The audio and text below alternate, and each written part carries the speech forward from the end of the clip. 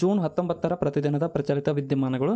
ಮೊದಲನೇದಾಗಿ, ತನ್ನದೇ ಆದಂತಹ ಆಳ ಸಮುದ್ರ ಯೋಜನೆಯನ್ನು ಹೊಂದಿದ ವಿಶ್ವದ 6ನೇ ರಾಷ್ಟ್ರವಾಗಿ ಯಾವ ದೇಶ ಹೊರಹೊಮ್ಮಿದೆ ಅಂತ ಕೇಳಿದರೆ, ಸೊ ಇದು ಭಾರತ ನೋಡಿ. ಭಾರತವು ತನ್ನದೇ ಆದ ಆಳ ಸಮುದ್ರ ಯೋಜನೆಯನ್ನು ಹೊಂದಿದ 6ನೇ ರಾಷ್ಟ್ರವಾಗಿದೆ.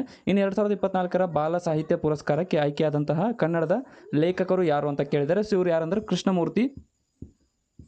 ಕೃಷ್ಣಮೂರ್ತಿ ಬಿಳಿಗೆರೆ